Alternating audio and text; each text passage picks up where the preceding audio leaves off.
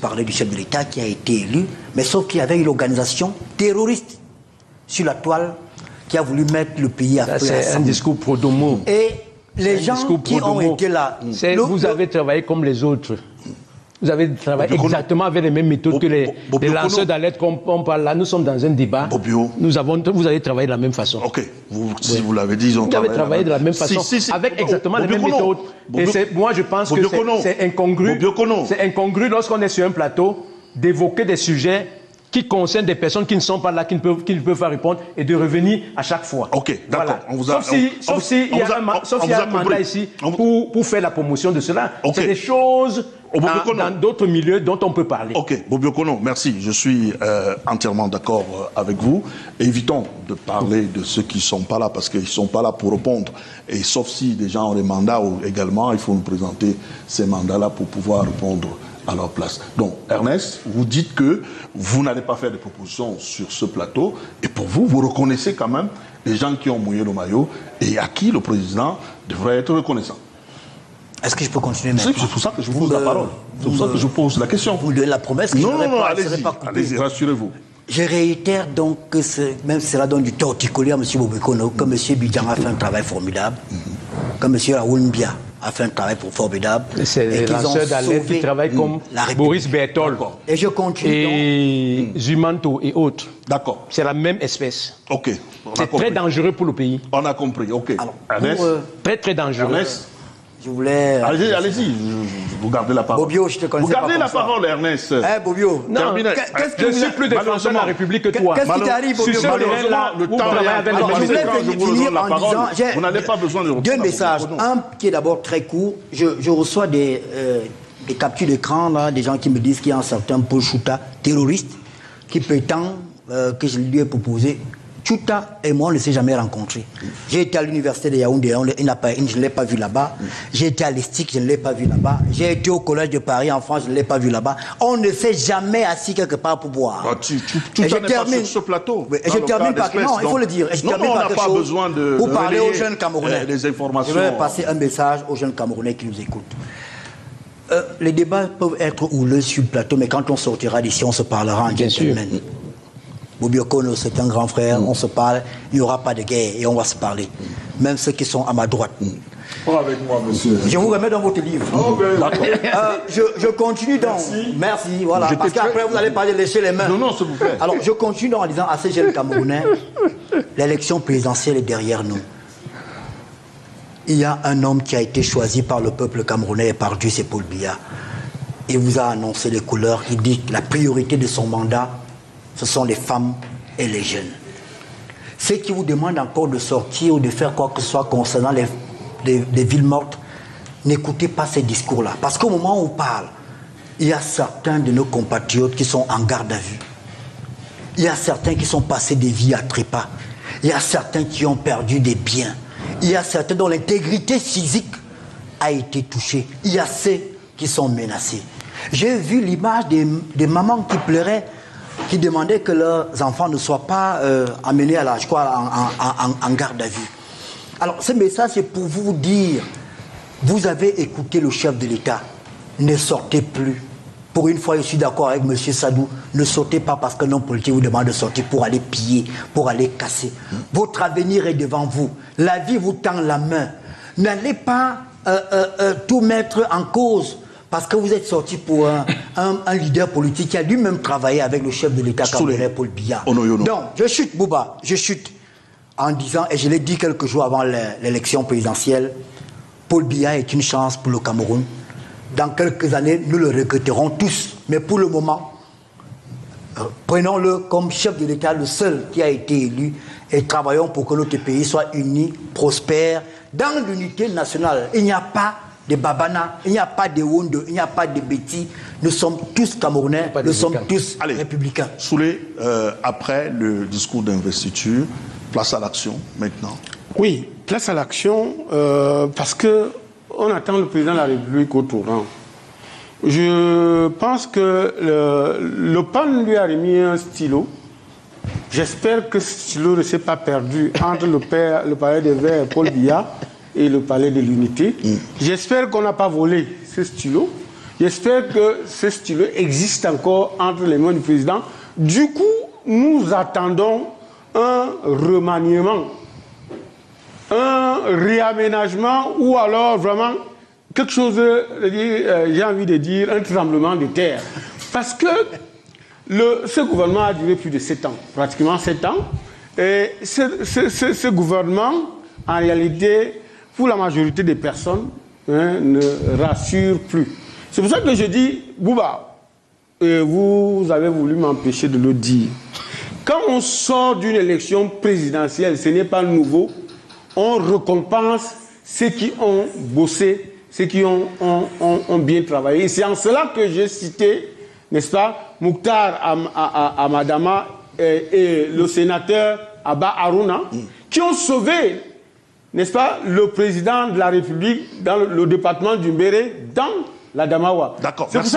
Vous l'avez dit, et ils ne sont pas les seuls qui ont sauvé le président de la République. Non, vous quand vous me donnez la parole, je ne sais pas pourquoi. Je ne sais pas pourquoi vous insistez. Les gens parlent il faut arrêter ça. C'est moi qui vous demande d'arrêter. Non, mais je vous demande de l'arrêter poliment. Les gens parlent, non. Ce n'est pas parce que... Mais vous ne pouvez pas me donner une seconde. C'est pas parce que vous allez crier que je vais vous donner la parole pour faire la promotion de qui que ce soit. Malheureusement, vous ne pouvez pas chuter. Alors, Ernest Obama, le président de la République, sur le plan sécuritaire, a félicité les forces de maintien de l'ordre pour leur professionnalisme et par la même occasion a fustigé l'attitude des hommes politiques qu'il a qualifiés d'irresponsables.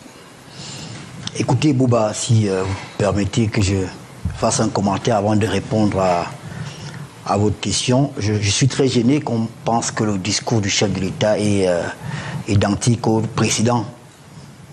Alors qu'on trouve quand même des arguments pour commenter ce qui a été dit de manière circonstancielle.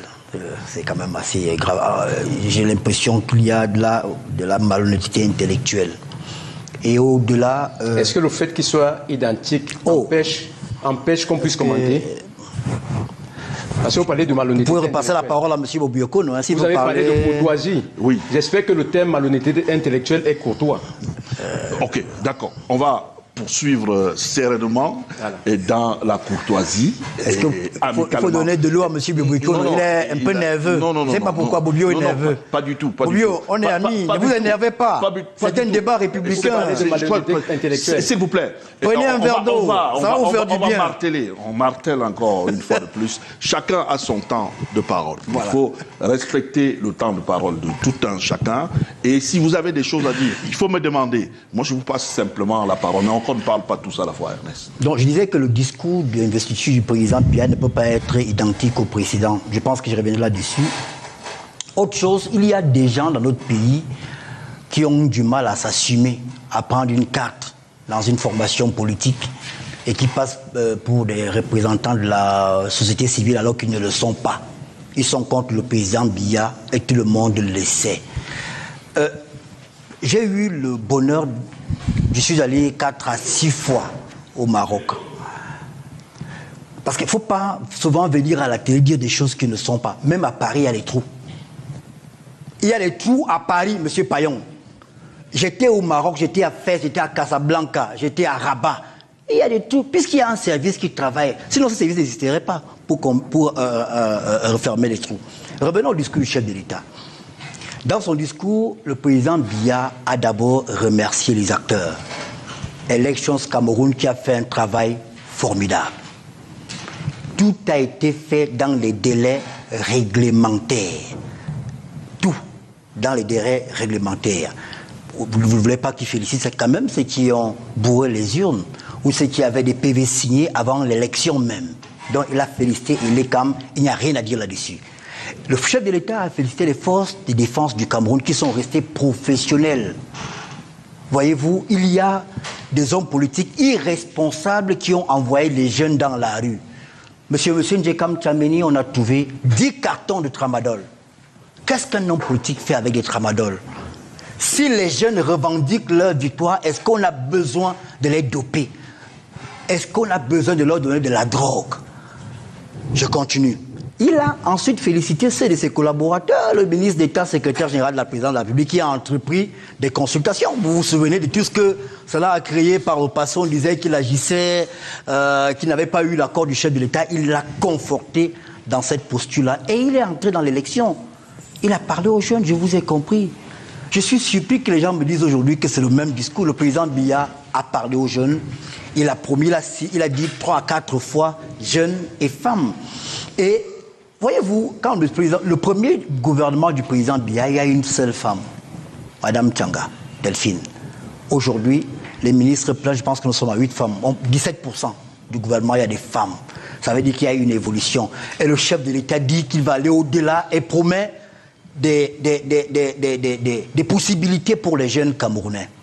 En ce qui concerne l'élection, le président Biya a fustigé notamment le comportement de ces, j'en parlais encore, de ces irresponsables qui ont envoyé les jeunes dans la rue. Bouba, sur près de 1200 personnes qui ont été interpellées, il y a 400 qui ont entre 13 et 16 ans. Des mineurs. Qui n'ont pas voté, qui n'ont pas de carte d'électeur, qui n'ont même pas de carte nationale d'identité. Et les gens vous disent que c'est un désaveu. Aujourd'hui, au moment où je parle, Bouba, si vous avez perdu quelqu'un de votre famille, le seul responsable, c'est Turuma. C'est les terroristes qui sont logés en Europe, Boris Berthold, Chouta et Zumento. Vous n'allez pas les appeler terroristes. Et les relais. Ils sont officiellement des lanceurs d'alerte. Non, qu'est-ce que vous appelez lanceurs d'alerte, Bouba? Quand vous demandez aux gens d'aller casser, piller, tuer. Parce que si vous envoyez les gens, vous dites la maison d'Obama, de Bruno Bidjan, de Raoul Biya, il y a la maison du secrétaire général adjoint de la présidence de la République qui a été brûlée à Bagno, Bouba. Vous êtes un terroriste. Boris Berthold, c'est un terroriste. Il n'y a pas un autre nom qu'on pourrait utiliser pour le qualifier. Est-ce que vous avez vu l'image de ce papa à Douala qui pleurait? Moi, je suis surpris que les gens soient quand même autant insensibles et qu'ils viennent ici nous faire croire que tout ça, c'est parce que les gens revendiquaient. Les gens ont mis en place une méthodologie pour mettre le pays à feu et à sang. C'est de ça qu'il s'agit. Continuons. Et le chef de l'État tend la main, Bouba. Il tend la main même aux adversaires politiques. L'élection présidentielle est derrière nous. Je félicite tout le plateau parce que je me rends compte qu'on ne parle plus de président élu. Tout le monde reconnaît que c'est le président Biya qui est président de la République. C'est une bonne chose. Quand c'est bon, on peut féliciter. Il tend la main aux adversaires. Nous devons construire le pays ensemble. Voyez-vous, Bouba. Et il continue, même les problèmes sécuritaires qu'on a connus par le passé, notamment la crise anglophone, il redemande à ceux de nos compatriotes, à ces compatriotes-là, de retrouver le bon chemin. La commission DDR est là et que ces gars déposent les armes et qu'on puisse les réinsérer dans la société. Ce n'est pas tout. Le chef de l'État, au-delà de tout cela, il dit que l'ordre régnera. Attention, ne prenez pas au premier degré la phrase « l'ordre régnera » du chef de l'État camerounais. C'est un ordre qui est global. Ce n'est pas seulement sur le plan sécuritaire. Voyez-vous, il a annoncé la lutte contre la corruption. Il a annoncé notamment que ceux des pays étrangers qui continuent du moins à héberger ces terroristes-là, qu'il les exhorte à faire le bon choix en permettant que cela soit peut-être mis à la disposition de la justice. Et pour chuter, Bouba, qu'est-ce que la démocratie? Quels sont les piliers de la démocratie? C'est 1, la majorité, 2, la liberté, 3, l'égalité. Les Camerounais sont allés aux urnes le 12 octobre pour choisir le meilleur qui peut diriger le pays. Ils ont eu tout. Vraiment, les histoires, il n'y a pas eu de route, il n'y a pas de trou à Casablanca. Les Camerounais sont allés aux urnes choisir le meilleur. Et ils vous ont dit à 53% que le meilleur parmi les candidats, c'est Paul Biya. Ces discours passéistes, c'est du déjà entendu. On ne va pas chaque fois nous ressasser le passé des choses et les gens ne sont pas honnêtes. Bouba, moi je viens d'une petite ville qui est à 60 km de Yaoundé. Mon village c'est ici. Il y en a ici qui sont fils de magistrats, moi je suis fils d'agriculteur. Pour que ma mère parte d'Essé pour venir vendre le bâton de manioc à Yaoundé, 60 km et passer 3 jours. En route. Ça, c'était à l'époque. À l'époque. Mais aujourd'hui, Bouba, vous m'appeliez hier soir. Vous étiez au village. À 45 minutes, je suis à Yaoundé. Ok. Regardez tout ce qui a été fait par le chef de l'État. Mais les gens ferment, il y a la myopie intellectuelle de certains, ils ne regardent que ce qui n'est pas bon. Allez, et ils ne veulent pas dire, les Camerounais ont eu le temps de faire le bilan du président Biya, de voir qui est le meilleur d'entre eux. Certains ont choisi le bon diable, tant mieux pour eux, mais aujourd'hui, on a un président de la République qui est élu, qui est le président Biya, et le président Biya va gouverner avec tout le monde.